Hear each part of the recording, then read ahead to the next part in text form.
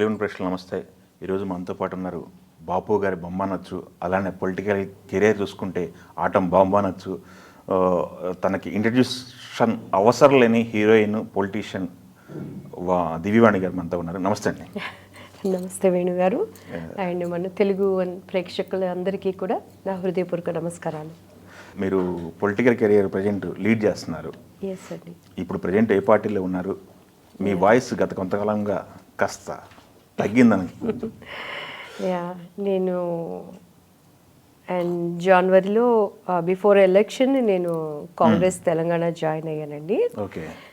After election I went to voting అయిన వెంటనే USA వెళ్ళాను. వై బికాజ్ అక్కడ Christmas celebrations and Sankranti celebrations అన్నీ కలిసి వచ్చి యూఎస్ఏలో ఒక 2.5 months ఉన్నాను. Okay. And 1 month back I return అనమాట. ఓకే. సో కాంగ్రెస్ ఇక్కడ సక్సెస్ అత్యధికంగా సాధించటం మన చిచ్చర పిడుగు రేవంత్ రెడ్డి గారు అండ్ ఆయన టీమ్ వర్క్కి అందరికీ కూడా మరొకసారి మన తెలుగు వన్ టీవీ ఛానల్ ద్వారా ఇంకొకసారి వారందరికీ కూడా నేను హార్టీ కంగ్రాచులేషన్స్ చెప్తున్నాను. అండ్ కాంగ్రెస్లో జాయిన్ అవ్వటం కూడా నాకు చాలా చాలా సంతోషంగా ఉంది. ఇంకా నా వాయిస్ ఇంకా వినిపించలేదు అంటే ఈగలి మన తెలుగు బిడ్డలు అందరూ కూడాను చాలామంది వెయిటింగ్. అండ్ నేను కూడా పార్టీలో కష్టపడి మన వాయిస్ వినిపించడానికి ఎదురు చూస్తూ ఉన్నాను. సక్సెస్ఫుల్ హీరోయిన్గా చాలా సంవత్సరాలు లీడ్ చేశారు కెరియర్ని. తర్వాత పొలిటికల్ కెరీర్ విషయానికి వస్తే 3.5 సంవత్సరాలు టీడీపీలో ఉన్నారు కదా. అసలు పొలిటికల్గా అట్రాక్ట్ చేసిన అంశాలు ఎందుకు, పొలిటికల్ టర్న్ తీసుకోవాల్సిన అవసరం ఏమనిపించింది మీకు? ఎందుకని పొలిటికల్ టర్న్కి వచ్చారు మీరు? పొలిటికల్ అంటే జనరల్గా కామన్ నాది వచ్చేసి సినీ ఇండస్ట్రీ. అవును. పొలిటికల్కి మనకి ఏదో అడపదడప న్యూస్ వినటం తప్పించి లోపల ఇన్వాల్వ్మెంట్ అనేది చాలా తక్కువ ఉంటుంది. ఓకే. సో ఆ టైంలో నేను చంద్రబాబు గారు మన స్టేట్ డివైడ్ అయిపోవటం, కొంతమంది ఆయనని కొద్దిగా తక్కువ చేసి మాట్లాడటం, అది చాలా నాకు బాధ అనిపించేది. అంటే నాకు తెలియకుండానే నా మైండ్ వాయిస్ కౌంటర్లు వెళ్ళిపోతూ ఉండేది ఆయన గురించి అన్నప్పుడల్లా. సో అలా టైంలో నేను ఇక్కడ హైదరాబాద్లో ఒక ఈటీవీ వాళ్ళకి ఒక ఇంటర్వ్యూ చేసినప్పుడు అంబికా కృష్ణ గారు ఆ ఇంటర్వ్యూ చూశారు. సో ఆయన ఏలూరు నుంచి కాల్ చేసి, దివ్యమ్మ అప్పటికన్నా ఇప్పుడు ఇంకా లుకింగ్ చాలా ఇదిగా ఉన్నావు, ఏం చేస్తున్నావు ఏంటంటే ఇలా సో అండ్ అని చెప్పాను. ఎందుకు నువ్వు పాలిటిక్స్కి రాకూడదు అని అన్నారు. అంటే నేనేంటి పాలిటిక్స్ ఏంటి లేదు సార్ అని అంటే, లేదు నువ్వు టీడీపీలో జాయిన్ అవ్వు అన్నప్పుడు, అండ్ బాబు గారు అంటే శత్రువైనా సరే ఆయనని ఇష్టపడతారు యాజ్ ఏ లీడర్గా, ఒక విజన్ కలిగిన నాయకుడిగా. ఈరోజు హైదరాబాద్ ఇంత అభివృద్ధి అంటే అది సొంత పార్టీ వాళ్ళు కానీ, ప్రత్యర్థులు కానీ, కేంద్రాలలో ఉన్న వాళ్ళు కానీ ప్రతి ఒక్కళ్ళు ఒప్పుకొని తీరవలసింది. సో అటువంటి మంచి లీడర్ దగ్గర మనం పనిచేసినప్పుడు అండ్ జనరల్గా ఈ యొక్క న్యూస్ల్లో ఆడవాళ్ళకి జరిగే అన్యాయాలు కానీ అండ్ యూత్కి జరుగుతున్నది, ఒక పవర్ అనేది ఉన్నప్పుడు, అధికారంలో మనం ఉన్నప్పుడు ఇంకా వాళ్ళకి మనం సమస్యలు తీర్చడానికి చేయడానికి బాగుంటుంది కదా అనే ఒక దృక్పథంతో నేను టీడీపీలో జాయిన్ అయ్యాను. టీడీపీలో 3 years కదండి? 3.5 years వర్క్ చేశాను. ఓకే. టీడీపీ నుంచి బయటికి ఎందుకు వచ్చారనేది మీరు ఆల్రెడీ ప్రెస్ మీట్లో కాస్త చెప్పడం జరిగింది. వస్తున్నప్పుడు బాధ అనిపించలేదా? ఇంతగా ఇష్టపడి వెళ్ళారని? అంటే ఆఫ్టర్ దట్ ఆ ప్రెస్ మీట్ తర్వాత నేను ఏడ్చింది కూడా నాకు తెలియలేదండి. చాలా బాధ అనిపించింది. ఎందుకంటే ఎవరైనా ఒక పార్టీలోకి ఎందుకు వెళ్తారండి? అందులో మాలాగా లైక్ మేము ఒక వైట్ పేపర్ లాంటి వాళ్ళం. మాకు మోసం చేయటం రాదు, అబద్ధం చెప్పడం రాదు, ఎస్పెషల్లీ నా వరకు. అండ్ రాజకీయాలు ఎత్తుగడలు అవన్నీ లేదు. ఒక మంచి నాయకుడి దగ్గర పనిచేస్తామని, మనం కూడా ప్రజలకి చేరువవ్వాలి అండ్ మనం కూడా ఒక స్థానంలో మనం ఉండాలనే ఒక ఆశతో, పని చేయాలనే ఒక కసితో మనం వెళ్తాము. అక్కడ కింద ఉన్న వాళ్ళు, చుట్టూ ఉన్న వాళ్ళు మన ఎదుగుదలను చూసి, మనం ఫాస్ట్గా వెళ్ళటాన్ని చూసి వాళ్ళు మనని ఒక స్థాయి తగ్గించడానికి చూసినప్పుడు డెఫినెట్గా ఇట్ విల్ పెయిన్ లేకుండా ఎలా ఉంటుంది. పైగా ఈ సోషల్ మీడియా అంతా ఏం చేశారంటే, నేను ఫుల్ ఇంటర్వ్యూ మాట్లాడుతుంది విన్నది చూసే వాళ్ళకి అర్థమవుతుంది. ఎక్కడ నేను చంద్రబాబు గారు కానీ, లోకేష్ గారిని కానీ ఒక్క మాట అనలేదు. ఆఫ్ కోర్స్ వాళ్ళ ద్వారా నాకు బాధ కలిగి ఉంటే డెఫినెట్గా అంటానికి నేను వెనక ముందు ఆడే స్వభావం కాదు. ఈ సోషల్ మీడియా ఏంటంటే తలతోక కట్ చేసి చేపకి పొట్ట ముక్కను పంపించినట్టు నా వాయిస్ అంతా మసాలా పూసి నేనేదో పెద్ద ఆయన అన్నట్లు చెప్పారు. అది కొంచెం బాధ అనిపించింది. అండ్ ఆఫ్టర్ దట్ లోపల ఆయనకు కూడా మంచిగా అన్నీ తెలిసినాయి అని నేను విన్నానండి. ఎనీహౌ ఫాస్ట్ ఈజ్ ఫాస్ట్, మనం జరిగింది. అండ్ అప్పుడు నాకు కూడా ఏంటంటే కొద్దిగా స్వాభిమానం ఎక్కువ మనకు. సో ఇంత కష్టపడి మనం ఇలా చేస్తుంటే ఇలా ఏంటి అని అనిపించింది. కానీ ప్రతి ఒక్కళ్ళు అనేది 3 సంవత్సరాలలోనే 30 సంవత్సరాలంతా రీచ్ అయ్యాను ప్రజలకి. Still lot of people they don't know నేను పార్టీ నుంచి బయటకు వచ్చేసాను అనేది వాళ్ళకి ఇంకా తెలియదు. మొన్న పెద్ద లీడర్ వాళ్ళ తమ్ముడు నాకు తిరుపతి నుంచి కాల్ చేసి మీరు ఎప్పుడు బయటకు వెళ్ళిపోయారండి, ఏంటండి మీ వాయిస్ వినిపించట్లేదు అని చెప్పని. సో ఎక్కడున్నా కూడానండి ఒకటి ఆరోగ్యకరమైన రాజకీయాలకి నేను మొట్టమొదటిగా ఎంకరేజ్ చేసే దాంట్లో ముందు ఉంటాను. ఈరోజు రాజకీయ వ్యవస్థ అంటే తిట్టుకోటాలు అండ్ ఒకళ్ళ మీద ఒకళ్ళ కక్ష సాధింపులు, తప్పు చేసినప్పుడు ఎవరైనా దానికి అర్హులే. అలా కాకుండా పెద్దలు అనే వాళ్ళని ఎప్పుడు మనం గౌరవిస్తూ, ఎస్పెషలీ మనం లేడీస్ మన మాట విధానం కొన్ని కోపాల్లో ఒక్కొక్కసారి అన్నా దాన్ని సరి చేసుకుంటూ మనం వెళ్ళినప్పుడు బాగుంటుంది అనేది. సో నేను బయటకు వచ్చిన వెంటనే అన్ని పార్టీస్ నన్ను అడిగారండి, అధికార పార్టీలు కానీ అండ్ పక్కన ఉన్న చుట్టూ పార్టీలు పెద్దవాళ్ళందరూ పిలిపించి మాట్లాడారు. బట్ కొంచెం నేను టైం తీసుకొని, అండ్ ఇంకొకటి ఏంటంటే నాకు కాంగ్రెస్ పార్టీలో నాకు రాజీవ్ గాంధీ గారు అంటే చాలా ఇష్టం అండి. అలానే ఇందిరమ్మ గారు అప్పట్లో, అండ్ తర్వాత అదే నేటివిటీతో ఆ యొక్క దృక్పథంతో వచ్చినటువంటి మన వైఎస్ఆర్ గారు కానీ. సో యాజ్ ఎ లీడర్స్గా అంటే మనము ఒక ఆశతో ఒక వ్యక్తి దగ్గరికి వెళ్తాం రాజకీయంలో. ఆ లీడర్ అంతరంగాన్ని మనం చూసినప్పుడు యువతల వాళ్ళలో ఉన్న స్వభావం ఏంటి, ఒక లీడరు ప్రజల్ని ఎంత ప్రేమిస్తున్నాడో తన చుట్టూ ఉన్నటువంటి పనిచేసే కార్యకర్తల దగ్గర నుంచి లీడర్స్ దగ్గర నుంచి ప్రేమించి వాళ్ళ కోసం నిలబడటం కూడా అంతే ముఖ్యం.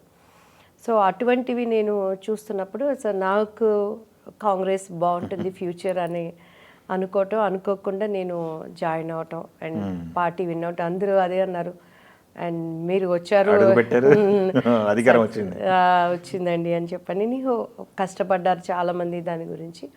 సో తెలంగాణకి సోరియమ్మ గారు చేసినటువంటి న్యాయాన్ని బట్టి కానీ. నేటివ్ ప్లేస్ ఏంటండి మీరు? ఎందుకంటే టీడీపీలో మొన్నటి వరకు ఏపీకి సంబంధించిన పాలిటిక్స్లో పాల్గొన్నారు, మళ్ళీ షిఫ్ట్ కాంగ్రెస్ ఇక్కడ తెలంగాణకి షిఫ్ట్ అవ్వడానికి కారణం ఏంది? కాంగ్రెస్ అక్కడ కూడా ఉంది కదా.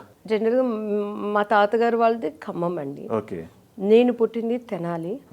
నా 14 years అయిపోయినాక నేను వెళ్ళింది industry Chennai. After marriage settled in Karnataka.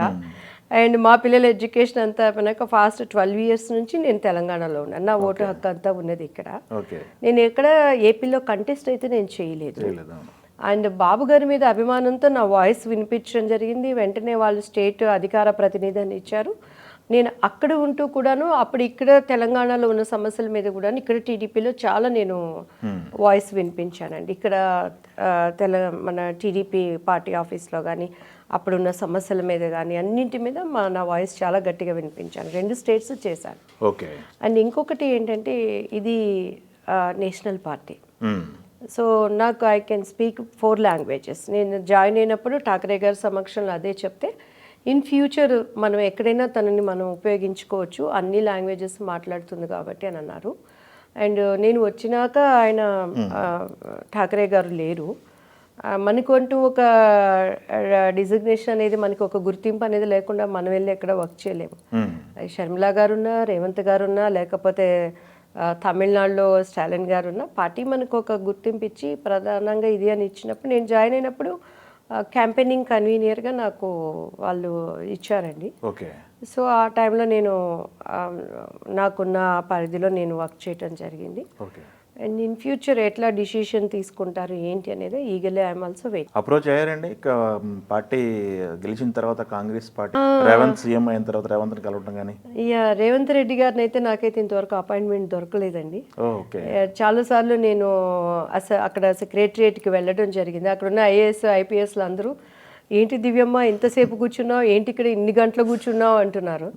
చాలా పెద్ద వ్యక్తుల ద్వారా అపాయింట్మెంట్ అడగటం, మరి ఆయనకున్న బిజీ షెడ్యూల్ని బట్టి ప్రతిదీ పాపం రెస్ట్లెస్ చేస్తున్నారు. 3 hours 4 hours వెయిట్ చేసి నేను కొనుక్కున్న ఫ్లవర్ బొకేలు మొత్తం నా స్టాఫ్ అంతా నవ్వుతున్నారు. ఏంటి 2000 3000 ఇలా బొకేలు వాడిపోవటం, కానీ నాకైతే ఇంతవరకు అపాయింట్మెంట్ అయితే దొరకలేదండి. అండ్ మిగతా లీడర్స్ని మొత్తం కలవటం, వాళ్ళకి విషెస్ చెప్పడం జరిగింది. అండ్ రేవంత్ గారికి దగ్గర అండ్ బట్టి విక్రమార్క గారి దగ్గర కూడా కలిసాం. సార్ నేను ఇది అని, ఎందుకంటే స్టేట్ పార్టీ అంటే ఒక చిన్న రివర్ లాగాను అక్కడక్కడ ఈదాలి. ఇది పెద్ద మహాసముద్రం. సో ఈ సముద్రంలో ఇప్పుడే వచ్చిన ఒక చిన్న చేప పిల్ల నేను. సో ఇక అయితే ఇంకా టైం అయితే దొరకలేదండి. నేను ప్రయత్నం చేస్తున్నాను ఆయన కలవటానికి.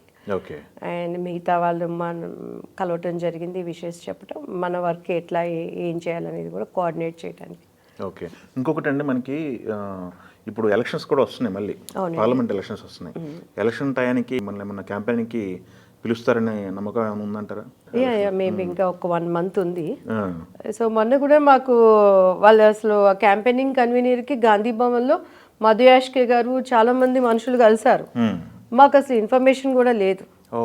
మేము అదే ఎమ్మటే మధు గారికి కాల్ చేసి అడిగాను, నేను ఏంటి సార్ మాకు ఇట్లా ఇన్ఫర్మేషన్ లేదేంటండి అని అంటే, అయ్యో అవును అమ్మ, నేను నెక్స్ట్ మనం మాట్లాడతాము ఎట్లా అనేది వీళ్ళు కోఆర్డినేట్ చేద్దామన్నారు. సో నేను దీపాదాస్ గారిని కలిసినప్పుడు కూడా ఆమె ఏమన్నారు, అమ్మాయి అన్ని లాంగ్వేజెస్ మాట్లాడుతుంది కాబట్టి ఇప్పుడు ఉన్నటువంటి సమస్యల మీద కానీ పథకాల మీద మంచిగా ఒక వీడియోస్ అయితే తీసి చేయండి అని చెప్పని అన్నారు. ఆల్మోస్ట్ ఒక 1 week 10 days నేను గాంధీ భవన్ దగ్గరికి వెళ్ళటం మాట్లాడటం జరిగింది, కానీ మనకి కావాల్సినటువంటి వర్క్ చేయడానికి అక్కడ వాళ్ళు మనకి సహకారం అయితే దొరకలేదు. సో ఇట్లా ఉంది ఇక్కడ పరిస్థితి. సో ఎలా చేయాలి అనే దానికి మనం వెతుకుతున్నాం పనిని. అలా ఉంది, కాస్త కన్ఫ్యూజన్లో ఉందంటారు. కన్ఫ్యూజన్. ఓకే. ఇంకొకటి అండి, ప్రజెంట్ ఉన్న సిచ్యువేషన్లో పొలిటికల్ అరెస్టులు ఎక్కువ జరుగుతున్నాయి అని చెప్పి టాపిక్ ఒకటి నడుస్తుంది. దాని మీద మీ అభిప్రాయం ఏంటండి? ఇప్పుడు మన కవిత గారి అరెస్ట్ కానీ, దాని తర్వాత కేజ్రీవాల్ అరెస్ట్ కానీ, బీజేపీ కావాలని ఎలక్షన్ టైంలో చేస్తుందని కొంతమంది అంటున్నారు. లేదు, ఇవంతా చట్టం తన పని చేసిపోతుందని చెప్పేసి బీజేపీ నాయకులు అంటున్నారు. ఎట్లా? 100% వాళ్ళు ఆమెను అరెస్ట్ చేయాలి అనుకుంటే అప్పుడే చేసేసేవాళ్ళు. ఈ ఎంపీ ఎలక్షన్స్కు ముందు అరెస్ట్ చేయటం ఒకటండి. అరెస్ట్ చేస్తున్నారంటే తప్పు చేసిన వాళ్ళు ఎప్పుడైనా అరెస్ట్ అవ్వక తప్పదు. కోర్టులు, చట్టాలు, న్యాయాలు అన్నీ ఉన్నాయి. ఒకవేళ అన్యాయంగా చేసినా కూడా ప్రూవ్ చేసుకొని బయటకు రావాలి. ఇప్పుడు వ్యవస్థ అలా అయిపోయింది. ఇప్పుడు పొలిటికల్ అంటేనే ఏదో ఒకటి బనాయించేదిగా ఉంది, నిజాలు ఉంది. కానీ ఇక్కడ కవిత గారు వాళ్ళది ఓపెన్గా అన్నీ వాళ్ళ ఫోన్ కాల్స్ కానీ మనం ఎవ్రీడే మనం న్యూస్లో చూస్తున్నాం. అంత స్థాయి వ్యక్తి ఈరోజు, ఒకప్పుడైతే ఎప్పుడూ కేసీఆర్ గారు చెప్తారు, తెలంగాణ ఉద్యమం నాది, తెలంగాణ కోసం నేను పోరాడాను. ఎవరు వాళ్ళ కుటుంబంలోంచి ఒక్కళ్ళైనా ఆత్మాహుతి అయింది, కానీ ఒక లీడర్గా ఆయన ఆ స్థానంలో ఉన్నారు కాబట్టి ఆ మాత్రమన్న వాయిస్ వినిపించకపోతే హౌకెన్ ఈరోజు ముఖ్యమంత్రి స్థాయిలో ఆయన ఉండేవాళ్ళు కాదు. తర్వాత సినిమా ఇండస్ట్రీకి సంబంధించిన వాళ్ళతో ఈ డ్రగ్స్ విషయాలలో ఎవరెవరు మూలాలుగా ఉన్నారు, ఎవరెవరు ఎలా సపోర్ట్ చేశారనేది న్యూస్ల ద్వారా మనకి ప్రతి ఒక్కరికి తెలుసు. ఈరోజు కేటీఆర్ గారు కానీ, కవిత గారు కానీ ఈ స్థితికి వచ్చారు అని అంటే పార్టీ ఎటువంటి మూల స్తంభాలను వాళ్ళ చేత్తో వాళ్ళ కూల్చుకున్నారు. వాళ్ళ నోటి మాటల ద్వారా కానీ మనందరం చూసాం. ఈరోజు రేవంత్ రెడ్డి గారు ఫస్ట్ చేసిన పని రియల్లీ నాకు చాలా సంతోషం అనిపించిందండి. ఆ ప్రగతి భవన్లోకి అసలు ఎలా ఉంటుందో ఎవరికి తెలీదు. ఏదో దొర అని ఆయన అంటారు, ఆ దొరల పరిపాలన లాగానే నిజంగా తెలంగాణని బంగారు తెలంగాణ చేస్తాను, బంగారు తెలంగాణ చేస్తాను వాళ్ళ మాటలతో చెప్పి ఒక సామాన్య ప్రజలని ఆ ప్రగతి భవన్లోకి అలో చేయటానికి లేదు. ఈవెన్ దో వాళ్ళ ఎమ్మెల్యేలు, ఎంపీలు కూడా లోపలికి వెళ్ళి ఆయన కలవలేనటువంటి పరిస్థితి అనేక మంది ద్వారా మనం విన్నాం. ఈరోజు రేవంత్ రెడ్డి గారు దానిని ఫస్ట్ ఒక ప్రజాభవన్గా మార్చి ప్రతి సామాన్య మానవుడి ఈ వీక్ డేస్లో ఆయనను కలిసి మన సమస్యలు చెప్పుకోవడానికి ఇచ్చారంటేనే నిజంగా బంగారు తెలంగాణ ఇప్పుడు వచ్చిందని నేను అనుకుంటానండి. సో ఇక ఈ అరెస్టులు ఇవన్నీ మరి ప్రతి చోట కూడా పొలిటికల్ వాళ్ళ హైప్ కోసం కొంత ఉంటుంది. 100% ఇప్పుడు ఆమె చేసింది మనకి తెల్లగా ఉంది కాబట్టి ఇంకా ఆ పార్టీకి ఇక భవిష్యత్తు లేదని అనేక మంది ఇప్పుడు ఇటు వస్తున్నారు. ఎంతమంది రోజుకి జాయినింగ్స్ తెలంగాణలో మరి కాంగ్రెస్ పార్టీ అని చెప్పని. కాంగ్రెస్ పార్టీ ఒక్కటండి, నేను ఎప్పుడు ఒకటే చెప్తాను, కాంగ్రెస్ పార్టీ అంటే నా దృష్టిలో అది ఒక రాజకీయ పార్టీ కాదు. మన భారతదేశం యొక్క చరిత్ర కాంగ్రెస్ పార్టీ అంటేనే జవహర్లాల్ నెహ్రూ గారి దగ్గర నుంచి కానీ చరిత్ర కలిగింది అది. ఈరోజు ఇందిరమ్మ గారు కానీ, రాజీవ్ గాంధీ గారు కానీ వాళ్ళు ప్రాణం పెట్టేశారు. మన ప్రజల కోసం ప్రాణాలు అర్పించింది ఆ కుటుంబం. అదే బ్లడ్లో ఈరోజు రాహుల్ గారు. సో మరి ఇటువంటి రాజకీయ పార్టీని ఈరోజు ప్రజలు కూడా ఆదరిస్తున్నారు. అండ్ పేదవాడికి చేరువుగా ఎన్నో పథకాలు అన్నింటిలో కూడాను. అలానే రేవంత్ రెడ్డి గారు అండ్ టీమ్ మరి వచ్చిన 100 రోజుల్లోనే వాళ్ళు అనుకున్నవన్నీ చకచక చేయటానికి ఇక్కడ ఎంత ఆర్థికమైన వనరులు అప్పుల్లో కూరుకున్నా కూడాను మరి ప్రజలకి వాళ్ళు చేరువుగా అనుకున్నవన్నీ చేస్తున్నారు. ఓకే. సో ఈ అరెస్టులు అవన్నీ రాకుండా ఇదొక లెసన్గా తీసుకోవాలి. ప్రతి ఒక్కళ్ళు కూడా డబ్బుకి కక్కుర్తిపడి చస్తా నెత్తి మీద వేసుకొని పోరు కదా 1000 కోట్లు. ఈరోజు పరువు మర్యాదలు పోయినాక మనం ఉండి మాత్రం వేస్ట్ కదండి. సో అది ఇది లెసన్ ప్రతి ఒక్క లీడర్కు కూడా రేపు ఏ స్థాయిలో ఉన్న ప్రజలు సొమ్ము తిన్నవాడికి ఎప్పుడైనా శిక్ష తప్పదు. అది ఇంకొకటి అంటే మీకు కాంగ్రెస్లో ఉన్నారు కాబట్టి ఇప్పుడు ఏపీ కాంగ్రెస్ పొజిషన్ ఏమనుకుంటున్నారు, మీకు మీ ఒపీనియన్ అండి? ఏపీ కాంగ్రెస్లో మంచి వాయిస్ షర్మిలమ్మ గారు చాలా బాగా ఆమె శక్తి వంచన లేకుండా షార్ట్ పీరియడ్లో అసలు నేను అమరావతి ఉద్యమం చేసినప్పుడు అసలు కాంగ్రెస్లో ఉనికి లేకుండా ఉండింది అక్కడ. ఈరోజు కాంగ్రెస్కి అక్కడ జీవం వచ్చింది అగైన్. ఇప్పుడు ఆమె వాయిస్ ద్వారా ఇప్పుడు ప్రత్యేక హోదా గురించి ఫస్ట్ కాంగ్రెస్ వస్తే తీసుకొస్తానని ఆమె చెప్పటం అండ్ చాలా వరకు ప్రజల్లో అయితే మళ్ళీ ఒక ఉద్యమం వచ్చిందండి. టు బి ఫ్రాంక్ ఇప్పుడైతే అందరూ నామినేషన్స్ వేస్తున్నారు. మేబీ ఇప్పుడే కాంగ్రెస్ అక్కడ ఊపిరి తీసుకుంటుంది కాబట్టి అనదర్ 5 yearsలో డెఫినెట్గా అక్కడ కూడా కాంగ్రెస్ ఓకే పీఠం మళ్ళీ వేస్తుంది. షర్మిల చేస్తున్న పోరాటం డైరెక్ట్ సీఎం పైన డైరెక్ట్ అటాక్ చేస్తుంది. ఆ వరవడ చూస్తుంటే మీకు ఏమనిపిస్తుందండి? అన్నాచెల్ల ఫైట్ కదా అక్కడ. సీఎం అని కాదండి, కుటుంబ వ్యవహారం తీసి పక్కన పెడితే ఆమె మరి అక్కడ ఉన్నది రాజు ఆయనే. మరి ఆయన మీద యుద్ధం చేయక ఇంకా అధికారం లేని వాళ్ళ మీద యుద్ధం చేసి ఉపయోగం ఏముంటుందండి? సో అక్కడ ఉన్నది జగన్మోహన్ రెడ్డి గారుగా ఆమె మాట్లాడట్లేదు, సమస్యల మీద మాట్లాడుతున్నారు. అక్కడ ఉన్నది ఎవరైనా రేపు బీజేపీ ఉన్నా టీడీపీ ఉన్నా మరి ప్రజల పక్షాన నిలబడి మాట్లాడాలి. కాబట్టి నేనైతే ఆ కోణంలోనే చూస్తాను. ఫ్యామిలీ ప్రాబ్లమ్స్ లేని వాళ్ళు ఎక్కడ ఉంటారండి? ప్రతి ఒక్కళ్ళు ఉంటారు. ఏమైనా కూడా వాళ్ళిద్దరు అన్నా చెల్లెళ్ళు, ఫస్ట్ అన్నా చెల్లెళ్ళు. ఇప్పుడు భర్త కావాలంటే మనం చూస్ చేసుకుంటాం, భార్య కావాలంటే మనం చూస్ చేసుకుంటాం. రక్త సంబంధం ఒక తల్లి గర్భాన పుట్టాలి అనేది దేవుడు అలో చేస్తే వస్తుంది. ఇవాళ కాకపోతే రేపైనా అది అన్నా చెల్లెళ్ళే.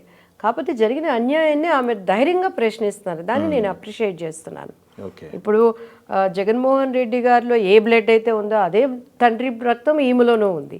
సో ఆ రాజకీయ ఇదనేది ఉంటుంది. మీరు 3 yearsలో ఎయిమ్ చేసిన క్వశ్చన్స్ అన్నీ మళ్ళీ ఇప్పుడు ఆమె ఎయిమ్ చేస్తుంది అక్కడ. ఏం చేస్తున్నారు? మీరు చాలా మందితో చాలా పార్టీలు ఆఫర్ చేసినాయి అన్నారు. బీజేపీ ఈటల రాజేంద్ర కూడా కలిసినట్టున్నారు కదా ఒకసారి. ఏంటి పరిస్థితి? వాళ్ళు ఇవ్వలేని హామీ ఏంటి? కాంగ్రెస్ తరఫు నుంచి వచ్చిన మీకు హామీ ఏంటి? బీజేపీ తరఫు నుంచి స్పష్టమైన హామీ ఏం రాలేదా అప్పటికి? ఏమైంది? టు బి ఫ్రాంక్ ఏంటంటే వాళ్ళు యాక్చువల్లీ నేను క్యాస్ట్ పరంగా చౌదరి, బిలీవ్ ఇన్ క్రైస్ట్. అయితే నన్ను పార్టీ నుంచి వచ్చినప్పుడు అక్కడ ఏపీలో సోమరాజు గారు వాళ్ళు పిలిపించి మాట్లాడారు. అండ్ తర్వాత ఇక్కడ డీకే అరుణ గారు, లక్ష్మణ్ గారు, ఈటల గారు పిలిపించి మాట్లాడారు. అప్పటికే నేను సరే మోడీ గారు ఇక్కడ ఎట్లా ఉంటుంది ఏంటని నేను సమీక్షలు చేసుకుంటున్న టైంలో ఈ మతతత్వాన్ని గురించి ఎక్కువ గొడవలు అయిపోయిందండి. అప్పుడే మన మణిపూర్ గొడవలు కానీ ఆఫ్టర్ దట్ ఇక ఇప్పుడు బీజేపీ అంటే ప్రతి ఒక్కరికి ఇది మతాలను రెచ్చగొట్టి దేవుళ్ళను ఉపయోగించి క్యాష్ చేసుకుంటున్నారు అనేది బలంగా ప్రజల్లోకి నానుడి వచ్చింది. సో ఇటువంటి దాంట్లో ఉన్నప్పుడు నేను ఎంతవరకు ప్రజలకి రీచ్ అవ్వగలను? నాకు అక్కడ ఎటువంటి న్యాయం జరుగుతుంది? ఇప్పుడు పార్టీ అంటే అందరికీ సంబంధించిందిగా ఉండాలి. ప్రతి ఒక్కళ్ళు హిందూ ముస్లిం మా చిన్నపిల్లలప్పటి నుంచి చూస్తున్నాం. ఎప్పుడు ఇటువంటి అల్లర్లు కానీ ఆర్ఎస్ఎస్ సిద్ధాంతాలని మన భారతదేశ సంప్రదాయాలని వాళ్ళ సిద్ధాంతాలు అంటే మేము కూడా గౌరవిస్తాం. నేను ఇక్కడ ఇప్పుడు ఒక దైవత్వం అనేది ఒక బిలీవ్ అనేది వాళ్ళ పర్సనల్ది. అది తప్పు చేసి బలవంతంగా నువ్వు తీసుకెళ్ళిపోయి కాళ్ళు చేతులు కట్టి నువ్వు మారుస్తున్నావు అంటే అసలు అది దేవుడే ఒప్పుకోడు. యాజ్ ఏ హ్యూమన్ బీయింగ్గా మేము ఒప్పుకోము. సో నాకు ఒక రైట్స్ ఉంది భారతదేశంలో. మనం అలా అని మన సంప్రదాయాలని గౌరవించే దాంట్లో ప్రప్రథమంగా నేను ఉంటాను. మనం పుట్టినప్పుడు మన నేటివిటీ ఏంటి, మన కట్టు, మన సంప్రదాయము, మన పద్ధతులు అన్నింటి కూడా ఈవెన్ ఇప్పుడు కూడా నేను ఎక్కడికన్నా వెళ్ళినప్పుడు చాలా మందికి చెప్తానండి. ఈ దేవుని వాక్యం చెప్పేవాళ్ళు కూడా లేడీస్ని పట్టుకొని షేక్ హ్యాండ్ ఇస్తారు. What is that? మన నమస్కారం అనేది మన సంస్కారం. ఒక ఏజ్ వచ్చినాక మనం చిన్నప్పటి నుంచే మన పిల్లలకు కూడా అది నేర్పిస్తున్నప్పుడు పెద్దవాళ్ళకి నమస్కారం పెట్టాలనేది ఉంటుంది. సో అన్నెసరీ ఎందుకు మనం ఒకళ్ళ చేతులు ఒకళ్ళకి ఇచ్చి, సో అట్లా మన సిద్ధాంతాలను అన్నిటిని కూడా నేను గౌరవిస్తాను. సో అటువంటి టైంలో బాగా మణిపూర్ విషయం రావటం అండ్ ఒక దీనికి సంబంధించిన వాళ్ళకి అన్యాయం జరిగిందని ఉన్నప్పుడు సో నేను అక్కడ ఎంతవరకు నేను వెళ్ళగలను.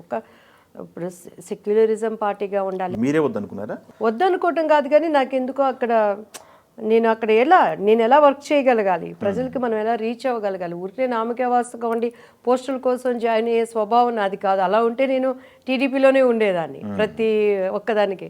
సో మనకి ఒక గ్రిప్ ఉండాలి వర్క్ చేయటానికి అనే ఉద్దేశంతో ఉన్నప్పుడు అనుకోకుండా కాంగ్రెస్లోకి రావటానికి God open one door. And మనకి ఇక్కడ పనిచేయడానికి అన్ని విధాలా బాగుంటుంది. అండ్ అన్నిటికన్నా ముఖ్యంగా రాహుల్ గాంధీ గారి యొక్క ఆయన పడుతున్న కష్టం, ఈ జోడో యాత్ర కానీ ఇప్పుడు న్యాయ పోరాటం, ఇప్పుడు మనం మోడీ గారిని చూస్తే అంటే అంత స్థాయి వ్యక్తిని మేము మాట్లాడటం కానీ కాదు, కానీ ఆయన ఫోటోషూట్స్కి సింగిల్గా ఆయన డ్రెస్సులు ఆయన ఫోటోషూట్స్ ఇట్లా ఆయనది అయిపోయింది. ఆయనకి డ్రెస్సులు ఎక్కడి నుంచో వస్తాయని రోజుకొక న్యూస్. ఒక ప్రధానమంత్రి స్థానంలో ఉండి ఎంతమంది అది ప్రజల డబ్బు వేస్ట్ అయిపోతుందండి.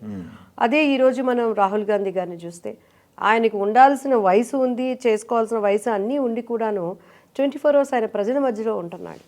సో తన తండ్రికి ఒక తగ్గ తనయుడుగా ఆయన చేయాలనే తాపత్రయం రేపు ఫ్యూచర్లో అటువంటి లీడర్ దగ్గర ఉన్నప్పుడు మాకు కూడాను మా స్వరాన్ని ఉన్నట్టుగా వినిపించడానికి, ప్రజలకి చేరువుగా ఉండటానికి బాగుంటుందనే ఆశతో నేను ఈ నిర్ణయం తీసుకోవాలి. ఓకే, ఇంకొకటి అండి, ఇప్పుడు ప్రజెంట్ ఎలక్షన్ మూడు నడుస్తుంది కదా, కాంగ్రెస్ పొజిషన్ ఏమనుకుంటున్నారండి ఇప్పుడు సెంటర్లో? వాళ్ళు బీజేపీ వాళ్ళు 400 పైచిలుకు సీట్లు మా టార్గెట్ అంటున్నారు. ఏంటి పరిస్థితి? అంటానికి ఏముందండి, అందరూ అంటారు. డెఫినెట్గా రాహుల్ గారికి ప్రజలైతే పట్టం కడతారు. ఎందుకంటే దానికి తగ్గట్టు ఆయన కృషి చేస్తున్నాడు, ప్రజలలోకి వెళ్తున్నాడు, ప్రజల మధ్యలో ఆయన చేస్తున్నారు. అండ్ ఈరోజు మనము అధికారంలో ఉన్నటువంటి కేంద్రంలో పార్టీలు చూస్తే నోట్ల మార్పిడి దగ్గర నుంచి కూడాను ఇప్పటికీ విగ్రహాలకి వాళ్ళు ఎంత ఖర్చు పెట్టారనేది ప్రజల సొమ్ముని, రాముడిని సీతని మన నేటివ్ని బట్టి అందరం గౌరవించాల్సిందే. సో ఎంతమంది భయభ్రాంతులకు అయిపోయారు అనేది బయటికి చెప్పలేకపోయినా ఈ కేసులు వీటన్నిటి పెట్టేది ఇది జగమెరిగిన సత్యం ఇది. కాబట్టి రానున్న దినాలలో కాంగ్రెస్కి డెఫినెట్గా రాహుల్ గారు ప్రధానమంత్రి అవుతారు. మేబీ ఒకవేళ ఇప్పుడు వాళ్ళు అన్నట్టు 400 అన్నా 500 అన్నా లేదు ఇంత మెజారిటీ అన్నా కూడా రానున్న దాంట్లో కాలమే మనకు సమాధానం చెప్తుంది. దానికోసం మేము అరుపేరకుండా కృషి అయితే తప్పకుండా చేస్తున్నారు. టీం అంతా కూడా మేమంతా కూడా చేస్తున్నాము ఆల్రెడీ. ఇప్పుడు తమిళనాడు కానీ ఇక్కడ కర్ణాటక కానీ అండ్ తెలంగాణ కానీ సో మార్పు అనేది రాబట్టే కదా ఇంత ప్రజలు టక తీర్పునిస్తున్నారు. సో డెఫినెట్గా ఇంకా మనకి టైం ఉంది. డెఫినెట్గా he will reach the goal అండి. ఎందుకంటే ఈ రోజుల్లో అటువంటి నాయకుడు అవసరం మనకి. మనము హిందూ ముస్లిం అందరం కూడా మనము ఒక సహోదరుల భావంతో ఉండటానికి ఆ మతతత్వం అనేది పోవాలి అని అంటే అటువంటి లీడర్స్ కేంద్రంలో కూడా రావాలి. అల్టిమేట్ టార్గెట్ ఏంటి మేడం? అధ్యక్ష అంటవేనా అసెంబ్లీకి వెళ్ళి, లేకపోతే అల్టిమేట్ గోల్ ఏంటి? చూద్దామండి. ప్రతి ఒక్కరికి ఒక కళ ఉంటుంది కదా. కళ ఉంటుంది. రాజకీయాల్లో చేరినాక డెఫినెట్గా అందరికీ ఆ కళలు ఉంటాయి. బట్ నాది ఏంటంటే డిఫరెంట్ అండి.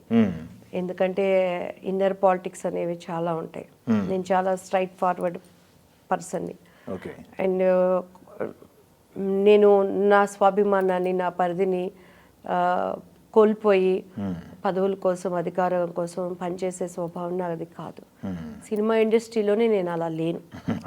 ఈరోజు దివ్యవాణి అంటే సింగిల్ టేక్ ఆర్టిస్ట్, మంచి అభినయం ఉన్నది. అండ్ బాపు బొమ్మ అనే దానికన్నా గొప్ప బిరుదు నాకేం లేదు. నా మనసాక్షి నేను చంపుకోలేకపోవటం వల్ల చాలా పెద్ద అవకాశాలు కోల్పోయాను. ఇటువంటి ముక్కుసూటి స్వభావం ఉన్న నేను పొలిటికల్ లైన్లో గెయిన్ అవ్వాలి అని అంటే కష్టం, చాలా కష్టం. కానీ కష్టపడతాను. ప్రజల కోసం మనం ఉండాలి అన్నప్పుడు, నాలో నిజం ఉందన్నప్పుడు ఉంటారు. ప్రతి పార్టీలో కూడా ఒక శనిగ్రహం అనేది అందులో మా లాంటి లేడీస్కి ఉంటారు. నేనేంటంటే ఎవరిని నాకు అడగటం రాదు. రెండోది వచ్చి నేను వాళ్ళ ఇష్టాలకు అనుగుణంగా నేను ఉండలేను. పని చేస్తాను. ఒక్క మగాడు చేసే పని 100 మంది మొగాళ్ళలాగా ఖచ్చితంగా అహర్నిశలు కష్టపడి ఎండనక వాననక రేయనక పని చేయడానికి నేను సిద్ధంగా ఉన్నాను. ఒకవేళ నాకు తెలియని ఉంటే తెలిసి నేర్చుకుని అయ్యా నాకు ఈ పని చెప్పండి ప్రజలు చేరువుకి వెళ్ళటానికి అని అన్నాను. సో ఇలా ఉన్నప్పుడు నా నేను వెళ్ళేది ఎలా నా మలుపులు తిరుగుతుందో నాకే తెలియదు. ఓకే. సో ఇప్పుడు నేను వచ్చి ఒక 3 months అయింది. ఈగల్ని బయటకు వెళ్ళినప్పుడు చాలా నాకు ఇబ్బంది అనిపిస్తుంది. మీడియా కానీ ఏదైనా నాయకుల దగ్గరికి వెళ్తున్నప్పుడు మొన్న బట్టి విక్రమార్క గారిని కలవటానికి నేను అక్కడికి వెళ్ళినప్పుడు మొత్తం ఖమ్మం పీపుల్ ఉన్నారండి. అందరూ దగ్గర వచ్చి మేడం గారు మీరు పార్టీకి రావటం మాకు చాలా సంతోషంగా ఉంది, మీ వాయిస్ వినిపించట్లేదు అన్నప్పుడు సో నేను చెప్పలేకపోతున్నాను వాళ్ళకి. కానీ ఎక్కడో ఒక శనిగ్రహం ఉంటుంది, ఆ శనిగ్రహాలు మమ్మల్ని పట్టి ఆపుతూ ఉంటాయి, కానీ న్యాయమే గెలుస్తుంది మేము కష్టపడిన దానికి. ఎందుకంటే టీడీపీలో నాకు ఒక అనుభవం అయింది కాబట్టి సో చాలా ఐఎమ్ పేషెన్సీని కలగటానికి. కానీ ఎందుకంటే కాలు పెట్టేశాను, పెట్టకుండా ఉంటే దట్ ఈస్ డిఫరెంట్. ఒక్క చోట కాలు పెట్టానంటే అక్కడ సక్సెస్ సాధించాలనేది నా యొక్క పట్టుదల అండి. మేబీ ఇన్ ఫ్యూచర్ అసెంబ్లీలో అధ్యక్ష అంటాము, లేకపోతే ఒక కార్యకర్తగా ఇంకా చేయబట్టుకొని హస్తం గుర్తు అని చెప్తాను, లేకపోతే రేపు రాజ్యసభకే వెళ్తాము, చూడాలి. కాలు పెట్టేశానన్నారు అంటే తొందరపడి కాలు పెట్టేశానని ఉన్న ఆలోచన ఉందా లోపల? నేను ఎప్పుడు అనుకోలేదండి. Real enjoying politics. ఎందుకంటే లోపల ఇలా ఉంటుందా, అసలు ప్రజలు ఏదో మనం ఓటేసి వచ్చి కూర్చోవటం కాదు, అది చాలా నేను తెలుసుకుంటున్నప్పుడు నాకు షాక్ అవుతుంది అనమాట. ఎందుకంటే రాజకీయ వ్యవస్థ మీదే మనం, మన బిడ్డలు, మన భవిష్యత్తు, మన చుట్టుపక్కల మనం ఉన్న ఇళ్ళు దగ్గర నుంచి మనం వాడే కారుల దగ్గర నుంచి ప్రతిదీ ఆ వ్యవస్థ మీద ఆధారపడి ఉన్నప్పుడు అవి లోపల జరుగుతుంది చూసినప్పుడు రియల్లీ నాకు ఇంకా ఇంట్రెస్ట్ వస్తుంది. ఏమో ఇంత ఉందా దీంట్లో, దీనిని వదలకూడదు. ఒక నీతివంతంగా మనం ఒక్కళ్ళు ఉన్నా, నేను ప్రపంచం అంతా చేయలేకపోవచ్చు, స్టేట్ అంతా చేయలేకపోవచ్చు, నేనున్న స్థలంలో నేనున్న ఒక ప్లేస్లో అన్నా న్యాయం చేయగలం కదా అనే మోటివిటీ నాలో ఉత్సాహాన్ని తీసుకొస్తుంది. ఒక్కొక్కసారి ఇంతవరకు అయితే థ్యాంక్ గాడ్ అండి, ఎవరు నన్నైతే కష్టపెట్టింది లేదు అండ్ నాకు ఇబ్బంది పెట్టింది లేదు. ఇంకేం చేయగలరు, మహా అయితే పోస్టులు రాకుండా మాకు ఆపగలరు, పని చేయకుండా స్టాప్ చేయగలరు. ఆల్రెడీ ప్రజలకి మేమేంటో ఒక రికగ్నైజ్, నేనైతే కొత్తగా వెళ్ళిపోయి వాళ్ళు ఇప్పుడు సపోజ్ ఒక ఏరియా ఎమ్మెల్యే ఉన్నారు అనుకుందామండి ఎగ్జాంపుల్, ఆ ఏరియా ఎమ్మెల్యే ఎంతవరకు తెలుస్తుంది, ఆ కాన్స్టిట్యున్సీ వరకు తెలుస్తుంది, ఇంకా అంటే ఆ స్టేట్ వరకు తెలుస్తుంది. ఆల్రెడీ యాజ్ ఏ ఆర్టిస్ట్గా, యాజ్ ఎ సర్వెంట్ ఆఫ్ గాడ్గా దేవుడు నాకు వరల్డ్ మొత్తం మాకు ఒక గ్రిప్ ఇచ్చాడు. మేము ఎక్కడికి వెళ్ళినా కూడా దివ్యవాణి గారు. సో కొత్తగా మేము పరిచయం చేసుకోవాల్సింది లేదు. ఇప్పటికి కూడా వెనకట పార్టీలాగా జరగకుండా కష్టపడి స్పష్టంగా ప్రజలకు చేరువయ్యే వాళ్ళకి అవకాశాలు ఇచ్చారనుకోండి బాగుంటుంది. పార్టీలో కూడాను మేము ప్లస్ అవుతాం కానీ ఎప్పుడు మైనస్ అవ్వం. కాకపోతే మిగతా వాళ్ళు ఒక విధంగానే ప్లస్ అవుతుంది, దివ్యవాణి 3 విధంగా అవుతుంది. డివోషన్ పరంగా అవుతుంది, నా కమ్యూనిటీ పరంగా అవుతాను, సినిమా గ్లామర్ పరంగా అవుతాము. ఇది మాకు ఇక్కడ కూడా అన్యాయం జరిగింది అనుకోండి, లోపల పోరాటం చేస్తాం. అయితే అవసరమైతే ఢిల్లీకి వెళ్ళిపోయి ఆయన కాళ్ళ దగ్గర కూర్చొని ఇదిగో బాబు ఇది జరుగుతుందని నిజాన్ని తీసుకెళ్తాం. కానీ ఈసారి మాత్రం టీడీపీలో చేసినట్టు మాకున్న దానిని లీడర్స్ దగ్గరికి రానండి. ప్రజెంట్ ఏపీలో సిచ్యువేషన్ చూస్తే మీకు ఏమనిపిస్తుంది? 3 కూటమి ఉంది, కూటమి ఒకవైపు, వైఎస్ జగన్ ఒకవైపు, షర్మిల గారు ఒకవైపు. ప్రజెంట్ సినారీ చూస్తే మీకేమనిపిస్తుంది? రోజు పాలిటిక్స్ ని ఫాలో అవుతున్నారు కాబట్టి. We have to wait and see అండి. అయితే షర్మిల గారు అయితే ఆమె చాలా కష్టపడుతున్నారు. ఆమె స్వరాన్ని ఇంకా ఆమెకి సపోర్ట్ కావాలి, మంచి ఇంకా ఆమెకు సపోర్ట్ ఇచ్చి కూడా ఉన్నటువంటి ఇంకా రావాల్సింది ఉంది ఫ్రాంక్గా అయితే. కానీ కాంగ్రెస్కి అయితే చాలా మార్పు అయితే వచ్చిందండి. అండ్ ఇప్పుడు ఉన్నటువంటి 2 దీంట్లో కూడాను చూద్దాం, కొంతమంది అటు అంటున్నారు ఇటు అంటున్నారు. So will wait and see. నేను చెప్పడం ఎందుకు, చెప్పలేని పొజిషన్ కూడా. ఓకే, ఎందుకంటే 2 టఫ్ ఉంది. అటు ఆయన గట్టిగానే అన్ని పథకాలన్నీ ఇచ్చానని మాట్లాడుతున్నారు, ఇటు కేంద్రము మరి సపోర్ట్ ఇస్తుందని. కొంతమంది ఏమో మోడీ గారు వచ్చారు కానీ గట్టిగా జగన్ గారిని ఏం అనలేదండి అని. సో వాళ్ళ లోపల ఉంది, సమీక్షలు జరుగుతుంది. సో చూద్దాం, we have to wait and see. Political journey అయితే స్టార్ట్ చేసి సక్సెస్ఫుల్గా రన్ అవుతున్నారు. ఫ్యామిలీ నుంచి ఎలాంటి సపోర్ట్ ఉందండి పొలిటికల్ జర్నీకి? ఎందుకంటే మీరు పొలిటికల్గా విమర్శలు చేసినా ప్రతి విమర్శలు వస్తుంటాయి, పర్సనల్ అటాక్లు ఉంటుంటాయి. ఈ నేపథ్యంలో ఎలా తీసుకుంటున్నారు ఫ్యామిలీ, పిల్లలు కానీ? ఇప్పుడు పిల్లలిద్దరూ యూఎస్ఏలో ఉన్నారండి. ఓకే. అండ్ వాళ్ళు నేను ఎక్కడున్నా కూడా నన్ను ఎంకరేజ్ చేస్తారు. అయితే కొంచెం కేర్ తీసుకోండి మమ్మీ అంటారు. అండ్ మా బ్రదరు, అన్నయ్య ఎప్పుడు నాతో వెనకాలే ఉంటారు. నాకు ఫ్యామిలీ పరంగా కన్నా కూడా నాకు ముఖ్యమైన నా స్నేహితులు, నా టీం ఎక్కువ ఉన్నారు. Every minute they will guide చేయటం కానీ, ఎక్కడ మనం ఎలా ఉండాలనేది ఎక్కువ నాకు సహాయం చేస్తూ ఉంటారు. ఓకే. సో ఇంకా ప్రజలే నా కుటుంబం అండి. ఓకే వాళ్ళకన్నా పెద్ద సపోర్ట్ నాకు ఎక్కడ ఉంటుంది. ఓకే సో నిస్వార్థంగా పనిచేయాలని అనుకొని వచ్చాము. మంచిగా కొంతమందికి చేసినా కూడా నీతి నియమాలతో చేయాలని ఉన్నాము. అటువంటి వాళ్ళకి దేవుడే సహాయం, కుటుంబం కన్నా కూడా ప్రజలే నా కుటుంబం. అండ్ ప్రజెంట్ ఉన్న పరిస్థితుల్లో అయితే నాకు చాలా సహాయం చేస్తారు. నాకు నా స్టాఫ్ కానీ ప్రతి దాంట్లో వాళ్ళు ఇక ఎక్కడికన్నా వెళ్తున్నామన్నా కూడాను ఎంకరేజ్ చేస్తూ, అండ్ ప్రజెంట్ న్యూస్ ఎక్కడ ఏది ఉందన్నా కూడా నాకు అన్నిట్లో హెల్ప్ చేస్తూ, ఇది మాట్లాడటానికి కానీ లేదు గతంలో ఏమైనా జరిగిందన్నా కూడా ఇమీడియట్గా మా బాబుని అడిగినా కూడా తనకు తెలిసిన సమాచారం అంతా నాకు ఇస్తూ నాకు సపోర్టివ్గా ఉంటారు. మీకు దివ్యవాణి గారి జర్నీ ఎప్పుడు ఎక్కడ స్టార్ట్ అయిందంటే ఉషావాణి దగ్గర నుంచి దివ్యవాణికి ఎప్పుడు స్టార్ట్ అయ్యారు? ఎన్ని సంవత్సరాలు అవుతుంది కెరియర్, ఫిల్మ్ కెరియర్ స్టార్ట్ అయ్యి? సుమారు చాలా సంవత్సరాలు అయిపోయిందండి. నేను ఐ థింక్ 87 ఎప్పుడు నా 10th అయిపోయింది. నేను హాలిడేస్కి మా సిస్టర్ కోసమని చెన్నై రావటం, అప్పుడు ఉరుషి శారద గారు నన్ను చూడటం, ఆంటీ చూసి ఈ అమ్మాయి ఆర్టిస్ట్గా బాగుంటుందని చెప్పడం. అండ్ అప్పుడు నేను సర్దార్ కృష్ణనాయుడు నా ఫస్ట్ మూవీ. అప్పుడు కృష్ణ గారిది. అప్పుడు నేను 10th కదా, కృష్ణ గారికి కూతురుగా చేశాను నేను. అప్పుడు దాని తర్వాత ఎమ్మటే డాన్స్ రాజా డాన్స్ అని కన్నడ మూవీ, ఇది షూటింగ్ జరుగుతుండగానే అది బుక్ అయిపోయాం. ద్వారకేష్ గారు నాకు ఆయన అప్పుడు ఆమె భవ్య అని ఒక అమ్మాయిని ఇంట్రడ్యూస్ చేశారు. సో ఆయన నాకు దివ్య అని పెట్టారు పేరు. అయితే దివ్య బాగుందని అనుకున్నారు. అయితే వాణి అనే పేరు నా సన్నిహితులు కుటుంబీకులందరూ వాణి అంటారు.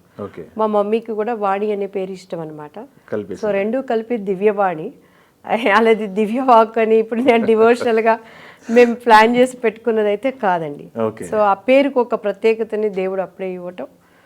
సో అక్కడ నుంచి దివ్యవాణి కంటిన్యూ అయిపోయింది. రావటం సూపర్ స్టార్తో సినిమా ఆన్ స్క్రీన్ షేరింగ్ అంటే ఎలా అనిపించింది అండి?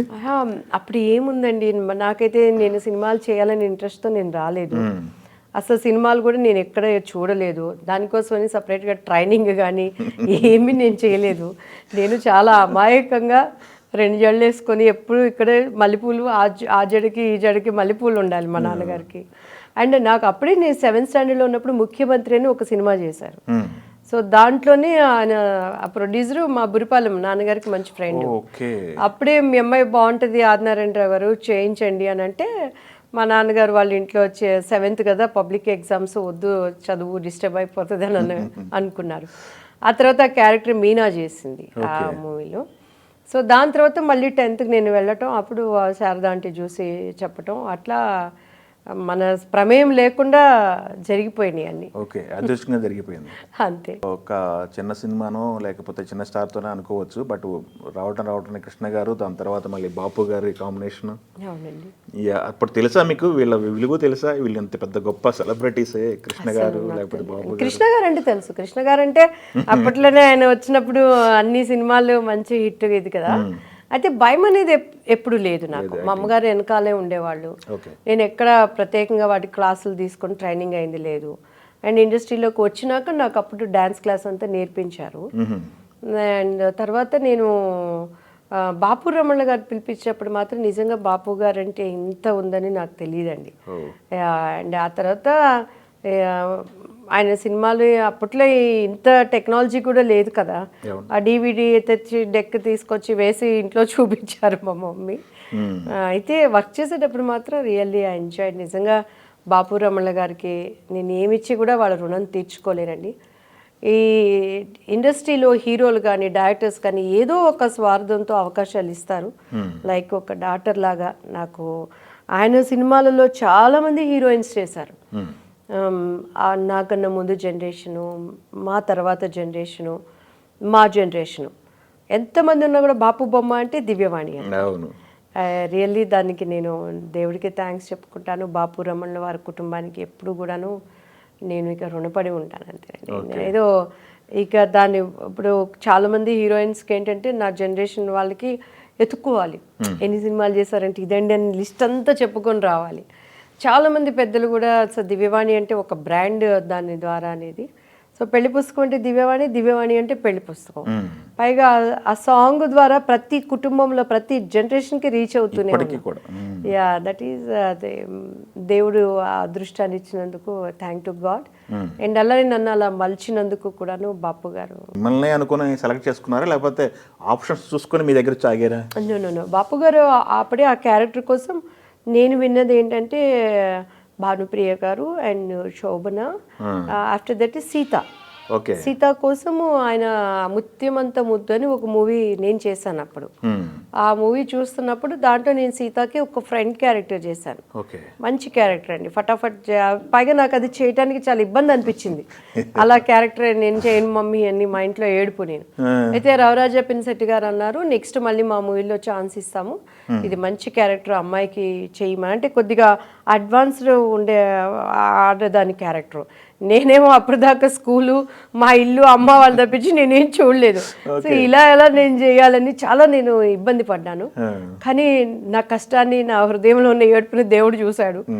అది చూడటానికి తెప్పించుకొని బాపు గారు ఈ అమ్మాయి ఎవరండి అని అడిగారు. హైట్ పర్సనాలిటీ బాగుందండి అని అంటే అప్పుడు నన్ను పిలిపించటం శ్రీరమణ గారు, ముళ్ళపూడి వెంకటరమణ గారు, బాపు గారు అండ్ వాళ్ళు మొత్తం చూసి మన నేటివిటీ అమ్మాయి అంత బాగుంది. అప్పుడు నాది పెద్ద జుట్టు, నా ఓన్ హెయిర్ అది. పెళ్లి పుస్తకంలో నా సొంత జుట్టు అండి అది. విగ్ అంతా అసలు ఏం లేదు, ఇలానే ఉండాలమ్మా మేకప్ అంతా ఏం లేకుండా అని చెప్పటం, అగ్రిమెంట్ వేయటం. చాలా అప్పటి వరకు నన్ను బుక్ చేసుకొని తీసేసినటువంటి దిగ్గజాలు నాకు కాల్ చేయటం, నువ్వేనా అమ్మ బాపు బొమ్మ రిలీజ్ తర్వాత పేపర్లో అప్పుడు ఆంధ్రజ్యోతి, అదే ఆంధ్రభూమి, డైలీ న్యూస్ పేపర్స్ అన్నిట్లో బాపు బొమ్మ దివ్యవాణి అని వచ్చేసింది. వచ్చిన వెంటనే హేమీలందరూ ఫోన్ చేసి నువ్వేనా నువ్వేనా అని అడగటం. ఎందుకంటే అప్పటి వరకు నన్ను బుక్ చేయటము కొన్ని సినిమాలు జరిగింది కదా, కొన్ని ఏంటండి ఆల్మోస్ట్ అన్ని సినిమాలు. ఈ మన అభిమానాన్ని కోలుకోలేక మనం ఉండటం, నన్ను పీకేయటం, ఇంకొకరిని వేయటం.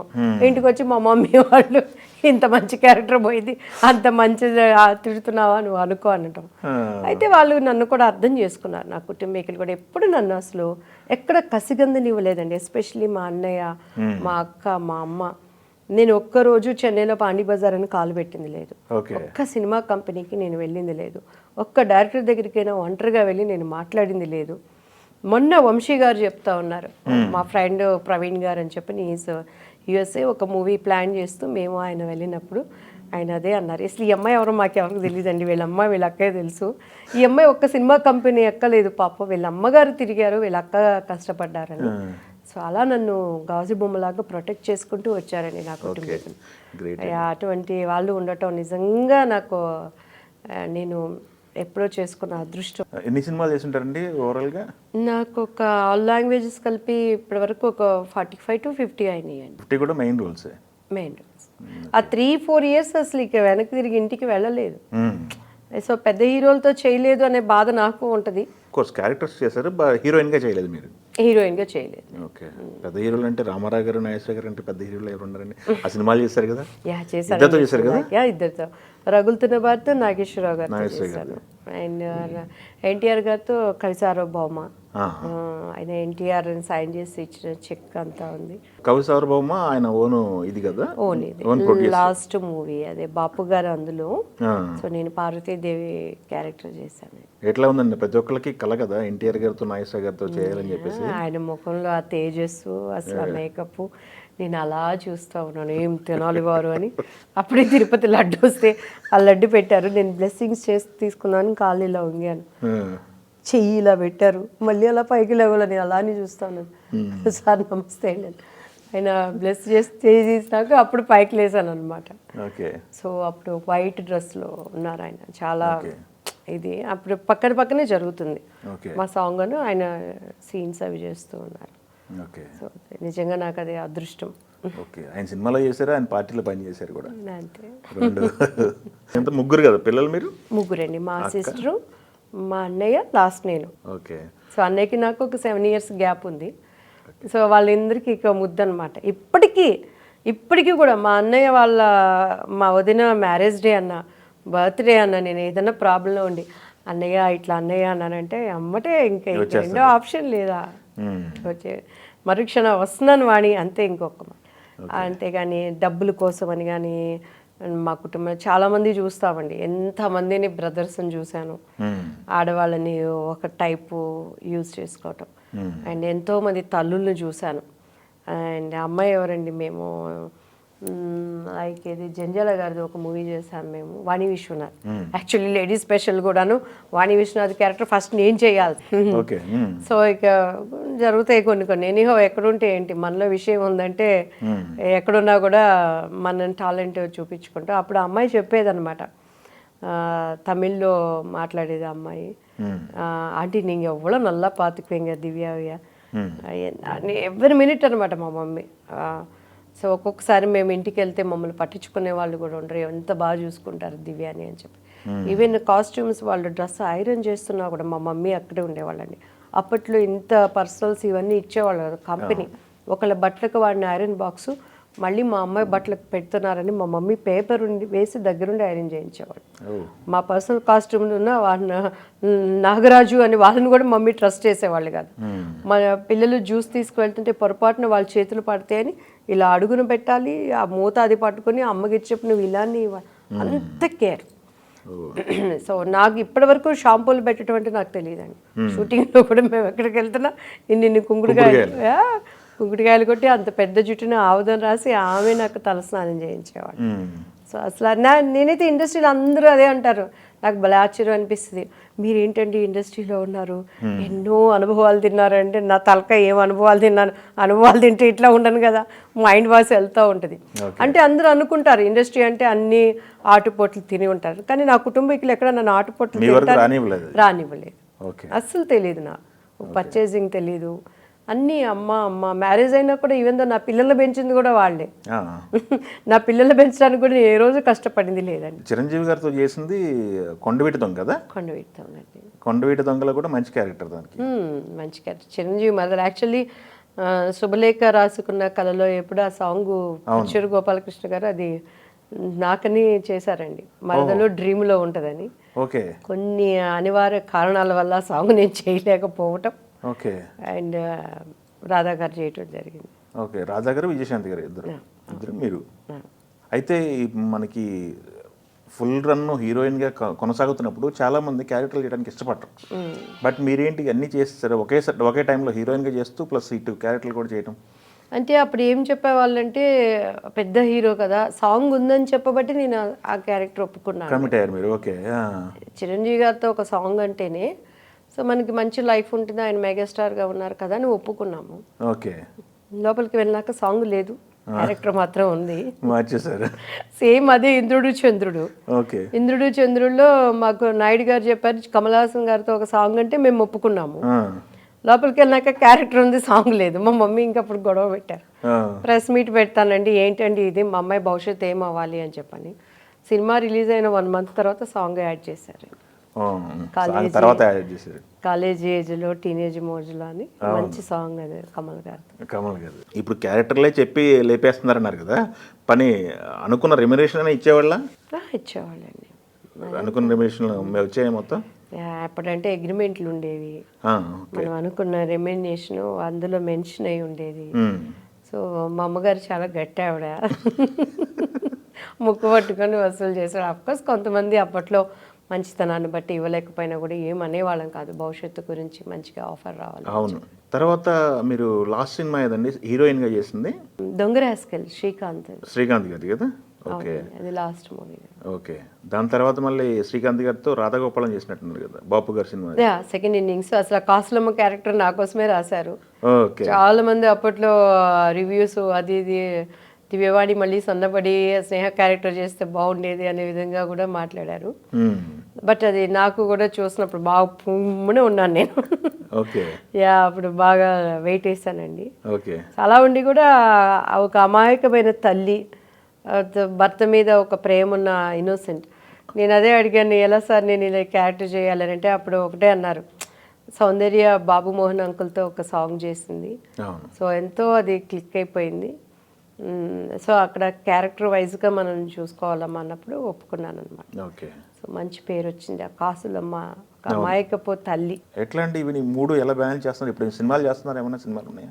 చేస్తున్నానండి ఇప్పుడు 2 న్యూ ప్రాజెక్ట్స్. మొన్న నేను పంచతంత్రం చేశాను, మహానటి చేశాను, ఆఫ్టర్ దట్ ATM చేశాను నేను. దట్ ఈజ్ అది నా క్యారెక్టర్, అది నా వృత్తి. సో ఇప్పుడు డాక్టర్ ఉన్నాడు, క్రీస్తుని గురించి చెప్పినంత మాత్రాన నేను ఆపరేషన్ చేయను, కొయ్యను, అక్కడ ఉన్నోడు ముస్లిము, ఇదంటే కుదరదు కదా. సో అది ఎలా వృత్తో ఇది పాపం ఎక్కడ లేదండి, ప్రతి చోట పాపం ఉంది. సినిమా ఇండస్ట్రీలో మాత్రం పాపం ఉందంటే బస్ స్టాండ్లో పాపం లేదా? పోనీ అక్కడ బస్ స్టాండ్లో పాపం లేదంటే నువ్వు కూర్చున్న సాఫ్ట్వేర్ ఉద్యోగం చేసుకున్న దగ్గర పాపం లేదు. అక్కడ ఏమైనా వెలుగు జ్యోతులు ఉందా? ఇలాంటి మాటలన్నీ ఏంటంటే అది వాళ్ళ విజ్ఞతకే మనం వదిలిపెట్టేస్తున్నాం. కానీ చాలామంది నాకు తెలిసిన దైవజనులందరూ కూడా దే యాంకరైజింగ్ మీ లాట్ అండి. నీ పని నువ్వు ధైర్యంగా, నా పని నా వృత్తి, ఆ క్యారెక్టర్కి నేను చేస్తాను, మరి నేను ఎలా బ్రతకాలి, ఎలా పోషించాలి. అండ్ మనకి చాలా ఉంటాయి. ఇప్పుడు వదిలేండి, అది చాలా డీప్ సబ్జెక్ట్ అది, వెళ్తే మరి వేరే విధంగా వెళ్తుంది. ఎందుకంటే నేను ఇక్కడ ఒకటి మాట్లాడలేను, ఎందుకు అది ఇతరులకి ఇబ్బందికరం. నాకు చేతనైనంత వరకు నేను చేస్తూ, నా పని నేను చేస్తూ, నా కష్టార్జితాన్ని నమ్ముకుంటున్నాను, నాకు తృప్తి ఉంది. ఇందాక బాగా వెయిట్ గెయిన్ అయిన ఉన్నారు కదా, మళ్ళీ ఎలా మీరు వెయిట్ తగ్గగలిగారు? ఇది ఇప్పుడు ప్రపంచంలో ఉన్న దాదాపు 90% ప్రజలకి ఇది ఒక టాస్క్ అనమాట. ఎలా మీరు మళ్ళీ నార్మల్ రాగలిగారు? లైఫ్ స్టైల్ ఎలా ఉంటుంది మీది? అంటే నాకు లైఫ్ స్టైల్ అంటే చాలా సింపుల్ అండి. నేను కామన్ లైఫ్, ఇంట్లో ఏది ఉంటే అది అడ్జస్ట్ అయిపోతాను. ఆర్టిస్ట్గా ఉన్నప్పుడు డిఫరెంట్గా ఉండేది. ఆఫ్టర్ దట్ బాగా రిలాక్స్ అయిపోవటం, కొంత హెల్త్ ఇష్యూ వల్ల వెయిట్ వేశాను నేను. ఓకే. తర్వాత నేను చర్చికి వెళ్ళటం, సర్ప్రైజ్ గాడ్ డిడ్ మెరికల్ అండి. ఎవరు నమ్మినా నమ్మకపోయినా అది వాస్తవం. చాలామంది చేసిన, చాలామందికి ఫేసు నిలబడదు. సో నాకు థైరాయిడ్ కానీ ఇవన్నీ తగ్గిపోయి అప్పుడు ఎలా ఉన్నాను ఇప్పుడు అలానే ఉండటానికి నాకు ఆహారపు అలవాట్లు, స్టిల్లో నాకు కాఫీలు టీలు అలవాటు లేదు. అండ్ మందు అవన్నీ అసలు ఆ జోలే మాకు తెలియదు. అమ్మ అప్పట్లో ఏం చేసేవాళ్ళంటే, నేను డాన్స్ క్లాస్కి వెళ్ళేటప్పుడు భానుప్రియ వీళ్ళందరూ సిస్టంలో అమ్మ పెరుగన్నంలో ఉల్లిపాయలు అవన్నీ వేసి చిన్న లిమిట్కి అనమాట, మళ్ళీ వెయిట్ వేయకుండా పొద్దున్నే అది పెట్టేవాళ్ళు. మాకు ఆశ్చర్యం అనిపించింది. ఇప్పుడు కరోనా వచ్చినాక అందరూ దాన్ని ఇమ్యూనిటీ అని చెప్పని తింటున్నారు. అలా లేదంటే పొద్దున్నే షూటింగ్స్ ఉన్నప్పుడే డిఫరెంట్ ఉండేది. పొద్దున్నే క్యారెట్ జ్యూసు, ఆల్మోస్ట్ 12 వరకు లంచ్ అంతా లిక్విడ్స్ మీద వెళ్ళిపోతుంది. ఏదైనా తింటే అప్పట్లో ఒక హాఫ్ ఇడ్లీ అట్లా, లేదంటే మధ్యాహ్నం ఒక పుల్క, అన్ని కూరలు అలా. నైట్ టైము మళ్ళీ స్విమ్మింగ్ అదంతా చేసుకోవటం, అట్లా అప్పట్లో సిస్టమ్ వెళ్ళిపోయింది. అండ్ ఆఫ్టర్ దట్ మ్యారేజ్ అయినాక ఇంకేంటి మళ్ళీ డైటింగ్ జీవితాంతో. నేను చాలా భోజన ప్రియురాల్ని. సో చక్కగా అన్నీ శుభ్రంగా తినేసేసి తర్వాత ఇంక హెల్త్ వైజ్ కొంచెం డైటింగ్ అంతా అండ్ యోగా అవన్నీ చేస్తూ చిన్న చిన్న టిప్స్ అవి పాటించడం. అన్నీ తింటాను నేను, శుభ్రంగా తింటాను నేను. ఇప్పుడు క్యారెక్టర్లు కూడా చేస్తున్నారు, సినిమాల్లో వేషాలు చేస్తున్నారు. మీకు ఇప్పుడున్న ప్రజెంట్ జనరేషన్లో వస్తున్న సినిమాల్లో ఈ మధ్య కాలంలో బాగా నచ్చిన సినిమాలు ఏంటి? అలా అని ఇప్పుడు మీరు ఫర్దర్గా చేయాలనుకున్న క్యారెక్టర్లకి మీకు ఏమైనా రోల్స్ ఉన్నాయా థాట్లో? ఏమన్నా ఎలాంటి క్యారెక్టర్లు చేస్తారా, ఇట్లాంటివి బాగుంటాయి మంచి క్యారెక్టర్లు? నాకు చూడండి, ఒక క్యారెక్టర్ ఆర్టిస్ట్గా ఉన్నాం అనుకున్నప్పుడు, ఎగ్జాంపుల్ ఇప్పుడు జయసుధమ్మ, ఆమె పర్సనల్గా కూడా నేను ఇష్టపడతాను ఆమెని. ఎన్ని క్యారెక్టర్స్ చేశారు, ఇంకా చేస్తున్నారు. శతమానం భవతి కానీ అన్నింట్లో. లైక్ ప్రకాష్ రాజ్ గారు, ఆయన మంచిగా ఒక హీరోగా చేస్తున్నప్పుడు కానీ, ఆయన మనము అంతఃపురం అటువంటి క్యారెక్టర్స్ చేశారు. సో నాకేంటంటే నటిగా ఏ క్యారెక్టర్ అయినా నేను చెయ్యలేను అనుకోండి. ఇప్పుడు ATM చూసారంటే చాలా డిఫరెంట్ అనమాట. అది ఒక రౌడీ పోలీస్ ఇన్స్పెక్టర్ క్యారెక్టర్. వేస్తే పాన్ పరాగ్ చించేసి అవలే క్యారే బోల్తే అని వేసుకునే క్యారెక్టర్. సో చూసుకున్నప్పుడు ఏంటంటే, ఓ మమ్మీ ఇలా కూడా నువ్వు చేస్తావా అని మా పిల్లలు. తర్వాత వీరా చూస్తాడు, వీరా చూస్తే తీరా కత్తిది వేసే అనే క్యారెక్టర్. అలానే పంచతంత్రం చూస్తే ఆయన స్మెల్ అంటే ఏమండి కాఫీ తాగండి, ఏంటండి ఇలా చీర కట్టుకున్న క్యారెక్టర్. సో అలా డిఫరెంట్ చేస్తున్నప్పుడు ఇప్పుడు ఆల్రెడీ బాపు బొమ్మ అనే స్టాంప్ కన్నా నాకు ఇంక వేరే కొత్తగా వచ్చేది ఏం లేదు. సో అలా డిఫరెంట్ క్యారెక్టర్స్ చేయడానికి ఏ క్యారెక్టర్ అయినా, బట్ మనకి గుర్తింపు ఉండాలి. ప్రజల్లోకి అదే నేను పవిత్ర బంధం సీరియల్ చేశానండి. అవును, సీరియల్ నిజంగా నేను ఎంత ఎంజాయ్ చేశానంటే రోజుకు ఒక మలుపు ఆ క్యారెక్టర్. అది మ్యాగీ, దాని పేరు మధుమతిని స్టైల్గా మ్యాగీ అని పెట్టుకుంటాను అన్నమాట. అది ఎలా అంటే దానికి ఎప్పుడు కోపం వస్తుందో తెలియదు, ఎప్పుడు ఎవరిని ప్రేమిస్తుందో తెలియదు, ఎప్పుడు ఎలా టర్న్ అవుతుందో తెలియదు అనమాట. సో ఆ క్యారెక్టర్ చుట్టూ కుటుంబంలో అన్నీ తిరుగుతూ ఉంటాయి. ఓకే. సో అది సీరియల్ అయినా కూడా ఒక్కొక్కసారి అది మా మనసుల్లో మేము చేయలేని వాటిని చేయటానికి అనేది ఒక ఆస్కారం. ఓకే. సో ఒక్కటేనండి, వంకాయ కూర వండటం వచ్చిన వాడికి ఎన్నైనా చేస్తాడు. వంకాయ టమాటా పచ్చడి, గుత్తి వంకాయ కూర అని. అలానే చేసిగలిగిన సత్తా ఉన్నప్పుడు ఏ క్యారెక్టర్ అయినా చేస్తా. నా వరకైతే ఏ క్యారెక్టర్ అయినా నేను న్యాయం చేయాలి, అన్ని టైప్ క్యారెక్టర్స్ చేయాలనేది ఆశ.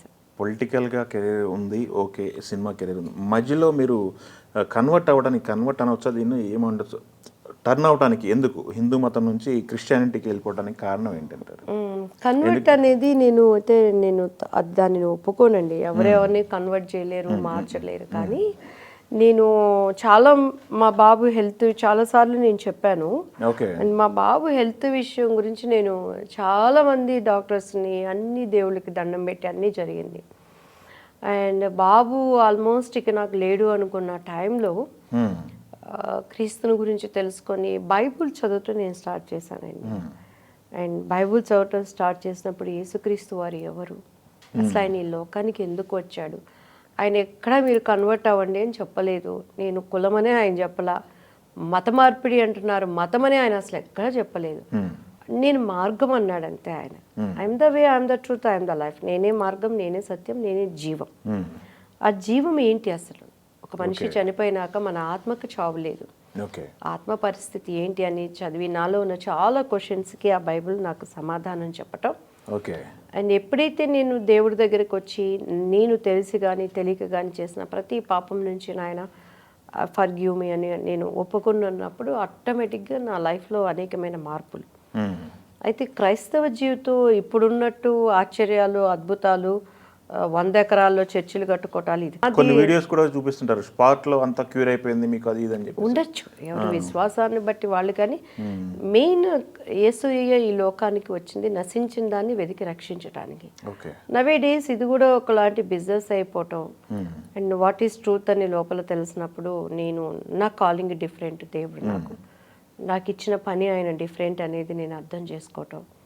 అండ్ మూవీస్ అనేది నా వృత్తి, నా పనిని నేను చేసుకుంటూ అండ్ దేవుడిని శక్తున్నంత వరకు ఇతరులకు రీచ్ చేయటానికి చెప్తేనే కదండి తెలుసుకోగలుగుతారు. ఎవరైనా ఇప్పుడు కరోనా మందు వచ్చింది, ధనియాలు కషాయం తాగితే తగ్గిపోతుంది అన్నారు. దాంతోపాటు హోమియో కూడా ఉందని ఎవరైనా చెప్తేనే, చెప్పేవాళ్ళు లేకపోతే తెలుసుకునే వాళ్ళు ఎవరు? చెప్పటం మాత్రమే మన ధర్మం.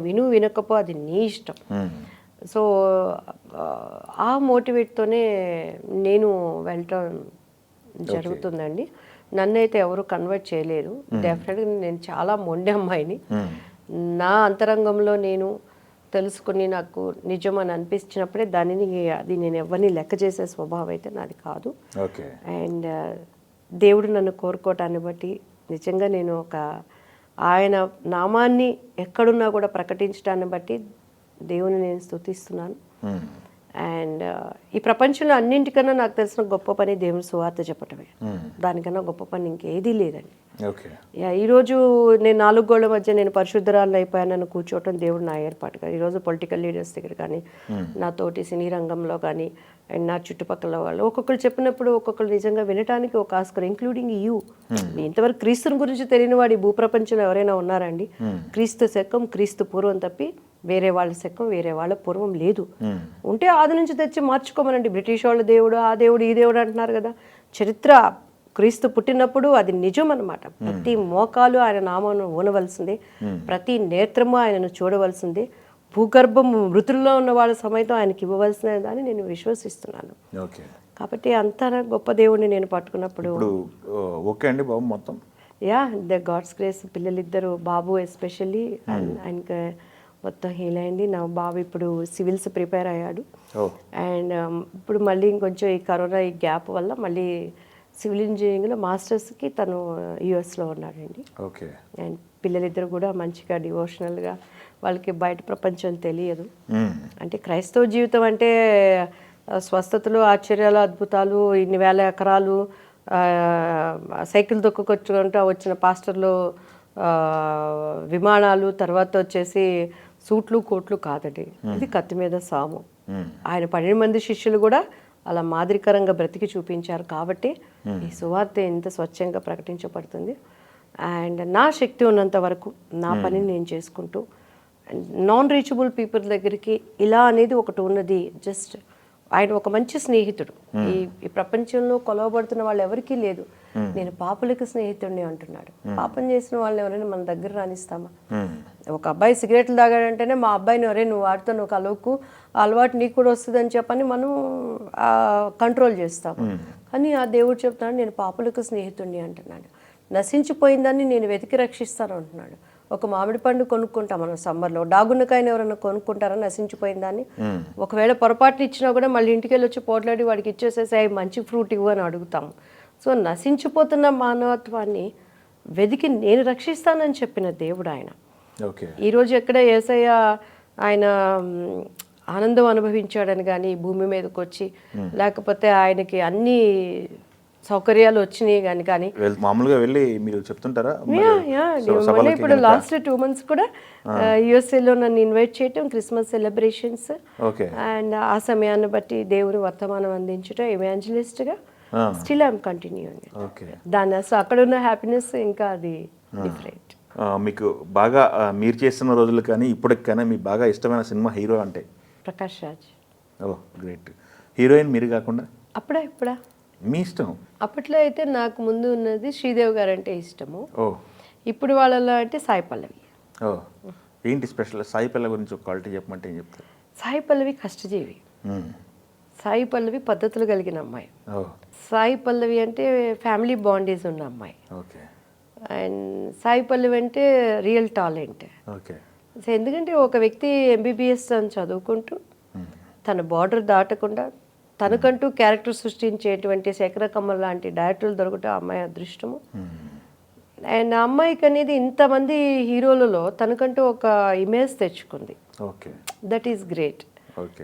సో అది ఇప్పుడు ఉన్నటువంటి తల్లిదండ్రులు అందరూ కూడా ఒక మోటివేట్ తీసుకోవాలి. ఎందుకంటే తను ఈటీవీలో వాటిలో డ్యాన్స్ షోస్ నుంచి తను పైకి వచ్చింది. పైగా తన ఫేస్కి మేకప్ వేస్తే అంత బ్యూటీ ఉంటుంది, వితౌట్ మేకప్ తను చాలా అందంగా ఉంటుంది. సో అటువంటి క్యారెక్టర్ తను సెలెక్ట్ చేసుకుంటూ పెద్ద హైటు ఎక్స్పోజింగ్ చేసే పర్సనాలిటీ కాదు. 2 మనుషులు డ్యాన్సులు చేస్తున్నారంటే డెఫినెట్గా people will watch Sai Pallavi only. So ఆ మోటివేటి ఇది తన స్వయం కృషి పోనీ నేను ఇంత ఇది క్రేజ్ వచ్చేసింది కదా అని ఒక పద్ధతులు లేకుండా ఉండదు. తన ప్రతి నడకలో కూడా ఒక వినయం ఉంటుంది, తన మాటలో ఒక విధేయత ఉంటుంది, అండ్ తను మాట్లాడి విడిగా దాంట్లో కూడా ఒక డివోషనల్కి కనెక్ట్ అయి ఉంటుంది. ఇండస్ట్రీలో ఉండి అలా ఉండటం అనేది చాలా అపురూపం. ఇష్టమైన క్రికెటర్ మేడం? రవిశాస్త్రి. ఒకసారి నేను అప్పుడు చిన్నపిల్లలు అనమాట, మేము లాస్ట్ 6 balls 36 runs. అప్పట్లో ఏంటి మా అమ్మగారు ఉప్మా అవి చేసి పెడితే అందరూ టీవీ దగ్గర ఇప్పుడున్న ఇది లేదు కదా, మా అన్నయ్య మేమందరం 6 sixes కొట్టాడు ఒక్కసారి. అప్పటి నుంచి ఆయన నాకు మైండ్లో ఒక హీరో అయిపోయాడు. రవిశాస్త్రి అంటే బాగా ఇష్టం. ఆ తర్వాత ఇప్పుడు ఉన్న దీంట్లో వచ్చి ధోని. ఇష్టమైన ఫుడ్ అంటే మటన్, గోంగూర మటన్. వండుతారా మీరు? బాగా చేస్తాను, అంటే హెల్ప్ ఉండాలి. అన్నీ నేనే కోసుకొని అన్నీ నేనంటే చేయను, వాళ్ళందరూ రెడీ చేసి పెడితే చక్కగా చేస్తాను. అది ఎక్కువ మంది క్వాంటిటీ అంటే చేయలేను. ఒక 4-5 అంటే చేపల పులుసు బాగా చేస్తాను, మామిడికాయ అవన్నీ వేసి. అండ్ గోంగూర మటన్ అంటే బాగా చేస్తాను, తింటాను. ఇష్టమైన ప్లేస్ మేడం? ఇష్టమైన ప్లేస్ మా ఇల్లు. ప్రపంచంలో ఎక్కడన్నా తిరగనండి, యూఎస్ఏ కానీ అక్కడ స్టార్ హోటల్స్ ఉన్నా కూడా, ఎందుకంటే అవన్నీ శాశ్వతం కాదని నాకు తెలుసు. అక్కడ ఉన్న కొంచెంసేపు ఇంటికి వచ్చి నా బెడ్రూమ్, నా ఇల్లు, నా అట్మాస్ఫియర్ ఉందంటే అమ్మయ్య అని అనిపిస్తుంది. నా ఇల్లు నాకు బాగా ఇష్టం. Holiday spot madam? Holiday spot అంటే ఎక్కువ మేము కూరుకు వైపు వెళ్ళేవాళ్ళం. ఇక్కడ మీ కాఫీ తోటలు మా అటువైపు చాలా బాగుంటుంది. అక్కడ ఏంటంటే సంవత్సరం పొడుగుతో వర్షాలు ఉంటూనే ఉంటాయి. అండ్ ఈ సమ్మర్లో కూడా చల్లగా ఉంటుంది, పెద్ద వేడి అనిపించదు. అండ్ బయట అవుట్ ఆఫ్ కంట్రీ అంటే నాకు ఇష్టమైనది న్యూయార్క్. ఇష్టమైన పాట అండి, ఎప్పటికి గుర్తుండిపోయేది? ఓల్డ్ సాంగ్స్ అయితే మనసున్న మనసే బ్రతుకున్న బ్రతుకే తోడొక్కరుండిన అదే భాగ్యము అదే స్వర్గం. ఆ సాంగ్ నాకు అందులో భావన అనేది బాగా ఇష్టం అండి. ఓకే. అండ్ ఆ సాంగ్ చాలా ఇష్టం నాకు, పాతది. అండ్ ఇప్పుడున్న వాటిల్లో అంటే పెద్ద నేను అంత అటువైపు పెద్ద మైండ్ పెట్టను. ఓకే. నేను చూసిన వాటిల్లో అయితే పెళ్లి పుస్తకంలో ఆల్ సాంగ్స్ నాకు ఇష్టం. అల్టిమేట్. ప్రతిదీ ఆ భావన కానీ, సరికొత్త చీర అండ్ హాయి హాయి శ్రీరంగ సాయి, తర్వాత శ్రీరస్తు శుభమస్తు, అన్ని పాటలు నాకు ఇష్టం. సినిమాలు చేస్తుందేనా లేకపోతే ఫర్దర్ ఇన్కమ్ సోర్స్లు ఏంటి మేడం మీ ఫ్యామిలీ బ్యాక్గ్రౌండ్? ఇంకా ఫ్యామిలీ బ్యాక్గ్రౌండ్ అంటే మా వారు కాఫీ ప్లాంటర్ అండి. Okay. Coffee estate Karnataka Coorg. Okay. So ఆయన కేర్ అంతా తీసుకుంటారు. ఓకే. అండ్ నేను మూవీస్ అట్లా అప్పట్లో మనం చేసిన దాన్ని బట్టి వీఆర్ సెటిల్డ్గా ఉన్నాము. అండ్ అంత పెద్ద మనం అంటే పిల్లల చదువులు వాళ్ళు యూఎస్ఏలో అట్లా వెళ్ళిపోయి ఉన్నారు. ఇప్పుడు ఏమని చేసింది, కొంచెం కష్టపడింది అయితే లేదు, ఉన్న దాంట్లో జాగ్రత్తగా వీఆర్ మెయింటైన్. ఓకే. బిజినెస్ అన్నారు కదా, కాస్త బాగానే ప్లాన్ చేసి ఉంటారు కదా. పొలిటికల్ కెరీర్ కూడా ఎక్స్పెక్ట్ చేస్తున్నారు కాబట్టి ఖర్చు పెట్టాలి కదా రేపు పొలిటికల్గా ఏదైనా. నేను ఎమ్మెల్యేగా ఎంపీగా చేయట్లేదు కదా. ఆఫ్ కోర్స్ ఏమో ఆఫర్ ఇస్తే ఏమైనా పార్టీ అయిపోయినాయి అన్ని అనౌన్స్మెంట్, అన్నదర్ 5 years అప్పుడు చూద్దాం. ఆఫ్ కోర్స్ మీకు కర్ణాటక బ్యాక్గ్రౌండ్ ఉంది, తెలంగాణ బ్యాక్గ్రౌండ్ ఉంది, ఆంధ్ర బ్యాక్గ్రౌండ్ ఉంది. చూద్దాం. అప్పుడు బ్యాక్గ్రౌండ్ల కన్నా కూడాను ప్రజల నుంచి మనకి మద్దతు రావాలి, ప్రజల హృదయాలలో మనం కనెక్ట్ అయి ఉండాలి. ఓకే. అప్పుడు డబ్బు ముఖ్యం కాదు అక్కడ. మనం నిలబడ్డాము అని అంటే డెఫినెట్గా అది రెండు ఉండాలి. దానికన్నా ఎక్కువ దీనికి వాల్యూ ఉన్నప్పుడు ఈ పెట్టిన డబ్బు వృధా అవ్వకుండా వస్తుంది. ఇప్పుడు చాలామంది ఎమ్మెల్యేలు ఉన్నారు, లోకల్లోనే వాళ్ళకి వ్యతిరేకతలు వచ్చినాయి, మనం అనేకం చూస్తూ ఉన్నామండి. అలానే ముఖ్యమంత్రులు ఉన్నారు, ప్రజల్లో వ్యతిరేకత వచ్చినప్పుడు ఏ డబ్బులు పనిచేయవు, ఏవి పనిచేయవు. పొలిటికల్ పార్టీలు టికెట్ ఇవ్వడానికి అయితే ఖర్చు పెట్టగలరా లేదని చూస్తున్నారు కదా ఈ మధ్యకాలంలో. ఉన్నారు, ఖర్చు పెట్టగలరా లేదు. దాంతోపాటు ఇప్పుడు ఉన్న వాళ్ళందరూ సినిమా ఆర్టిస్టులు ఖర్చు పెట్టుకుని వచ్చారా ఏంటి? మా ఫేసే మాకు వాల్యూ. ఓకే. సో అలా కూడా కొన్ని ఆపర్చునిటీస్ ఉంటాయి. చూద్దాం, ఇంకొక 5 years ఉంది. మీరంటే 4 లాంగ్వేజ్లు చేశారు, తమిళ్ చేశారు, కన్నడ, మలయాళం ఇలా చేసుకుంటూ వచ్చారు. ఇప్పుడు లాంగ్వేజ్ బ్యారియర్ లేకుండా పాన్ ఇండియా సినిమాలు అయిపోయినాయి ప్రజెంట్ వస్తున్న సినిమాల్లో. యా, మీకు ఓన్లీ తెలుగు నుంచే మీరు క్యారెక్టర్లు ఎక్స్పెక్ట్ చేస్తున్నారా? మీరు మళ్ళీ చేయడానికి రెడీగా ఉన్నారని తమిళ్ కానీ కన్నడ కానీ ఇట్లా ఆఫర్స్ ఏం రావట్లేదా? వచ్చినాయండి, మొన్న కూడా ఒక కన్నడ మూవీకి మాట్లాడారు. ఓకే. అండ్ ఆల్రెడీ నేను చేసినప్పుడు నా ఫస్ట్ మూవీ హిట్టే కన్నడ మూవీ. తమిళ్లో నేను చాలా మూవీస్ చేస్తున్నాను, విసు గారు మూవీస్ అవన్నీ. అండ్ ఆల్రెడీ హిందీలో జమై రాజా నేను చేశాను, అనిల్ కపూర్ గారిది. సో ఇవాళ అది మాకేం కొత్త కాదు. ఏ క్యారెక్టర్ అయినా ఏ లాంగ్వేజ్ అయినా వచ్చినప్పుడు దానికి న్యాయం చేయడానికి మేము రెడీగా ఉంటాము. అండ్ ఇప్పుడు కొంచెం పాలిటిక్స్ ఇంట్రెస్ట్ పెడుతున్నాం కాబట్టి సైమల్టేనియస్గా 2 బెటర్ క్యారెక్టర్ ఏంటో మనం చూసే మెయిన్ క్యారెక్టర్ అండి. క్యారెక్టర్కి ఇంపార్టెన్స్ ఉంది అని అనిపించినప్పుడు language is not important to me. నా దృష్టి వరకు అన్ని లాంగ్వేజ్ చేయడానికి వేరే రెడీ. మీ కాల్ షీట్లు మీరే చూసుకుంటున్నారా లేకపోతే ఎవరన్నా పెట్టుకున్నారా, ఏం పరిస్థితి? ప్రస్తుతం వరకు అయితే నేనే చూసుకుంటున్నానండి. డైరెక్టర్ నాతోనే అప్రోచ్ అవుతారు, నేనే మాట్లాడుతున్నాను. లేదంటే మా బ్రదర్ మాట్లాడతారు. ఇప్పుడు ఉన్న ఈ జనరేషన్కి ఇంతవరకు అయితే మేనేజర్ అని నేనేం పెట్టుకోలేదు. అండ్ మనదే సొంత ప్రొడక్షన్ ఒకటి స్టార్ట్ చేయడానికి వీఆర్ ప్లానింగ్ అండి. ఏంటి సినిమాలు చేద్దామన్నా సీరియల్సా? మూవీనే చేద్దామని. మా బ్రదర్ మేము ఒక పార్ట్నర్గా ఇద్దరం కోఆర్డినేట్ చేసుకొని చేద్దామని. సో దాని తర్వాత మనం నిజంగా ఊపిరి తీసుకోలేనంత బిజీ అయినప్పుడు డెఫినెట్గా మేనేజర్ అవసరం అవుతారు, అప్పుడు పెట్టుకోండి. ఇంకొకటి అంటే మనకి ప్రజెంట్ ఉన్న సిచ్యువేషన్లో సినిమా ఒకటే కాదు, చాలా ప్లాట్ఫామ్స్ వచ్చినాయి కదా. అవునండి. ఇప్పుడు ఓటీటీ వచ్చింది, వెబ్ సిరీస్లు వచ్చినాయి, దాదాపు చాలా కంటెంట్ వస్తుంది బయటికి. అన్నిటికన్నా ముఖ్యంగా సోషల్ మీడియా వాళ్ళకి ఒక ఇన్కమ్ అండ్ ప్రజల్లోకి రోజు వెళ్ళటము, ప్రతి ఒక్కళ్ళు దీన్ని చాలా ఉపయోగించుకున్నారు. నేనే ఇంకా ఉపయోగించుకోలేకపోయాను. సో అది కూడా స్టార్ట్ చేస్తున్నారా? ఓకే. ఎందుకంటే మీరు ఎక్కువ కొంతమంది సెలబ్రిటీలు బయట ఎక్స్పెక్ట్ చేసుకోలేరు స్క్రీన్ మీద తప్ప, బట్ మీరు బయట ఆల్రెడీ పొలిటికల్ స్పీచ్లు ఇచ్చేస్తున్నారు కదా, motivation speeches, political speeches plan చేస్తున్నాం, వెబ్ సిరీస్ అన్నీ కూడా. ఎందుకంటే ఇది మాకు పుట్టిన దగ్గర నుంచి మాకు జీవితంలో అలవాటు అయిపోయింది, అనేక మందికి మనం లైఫ్ ఇవ్వచ్చు. డెఫినెట్గా మంచిగా వెబ్ సిరీస్ కూడా వీఆర్ ప్లానింగ్ అండి. ఆల్ ది వెరీ బెస్ట్ అండి, మంచిగా సమాధానం ఇచ్చారు. Thank you. All the very best political career and cinema career అండి. Thank you. మీకు కూడా నా భావనలన్నీ అన్ని విధాలా పంచుకోవటానికి తెలుగు అన్న ద్వారా ఇచ్చినందుకు మీ అందరికీ కూడా నా థ్యాంక్స్ చెప్తూ ప్రేక్షకులందరికీ కూడా నా హృదయపూర్వక నమస్కారాలు. Thank you. May God bless you. Okay.